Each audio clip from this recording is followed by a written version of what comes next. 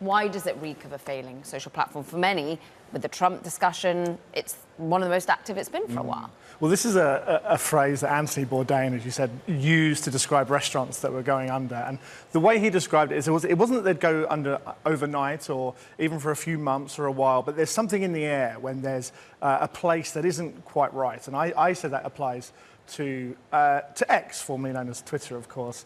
And it's for many reasons. I think what's happened on that network since Elon Musk took it over quite clearly is it's become almost a single-issue network for Elon Musk's politics, this issue of the culture wars, as we describe it. And what is happening less on X is some of the communities that made many normal people want to use it in the first place. So if we're talking about football, talking about music, talking about books, whatever, those communities are finding it harder to interact with each other, and certainly no new people seem to be joining those discussions in a way they might have done previously. And look, if you go to your own X page, you haven't been posting since 2023. But you were almost forced to re-engage with the platform for this story, and then Elon Musk re-engaged with you. Yes, quite. So I haven't posted for almost a year, and that was based on my feelings towards what my feed was showing me in terms of the types of content I was getting without following certain users. And I didn't feel like it was a... yes, so, well, this is something that Elon Musk sent to me today, or mentioned me about today. I checked my screen time.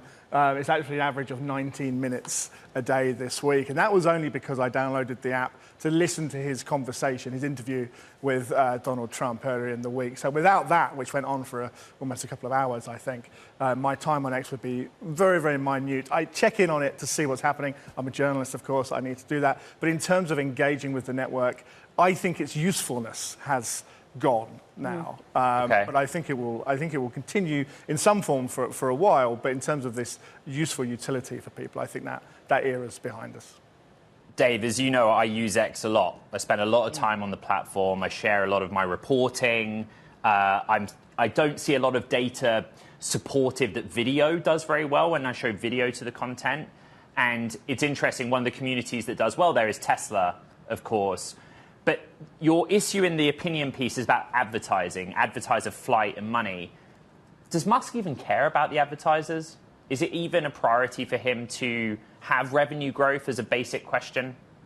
I mean, look, we've seen what Elon Musk has said directly to advertisers in words that we can't repeat on air, only to then, a couple of months later, now sort of be suing some advertising groups in order to, say, punish them for boycotting the platform.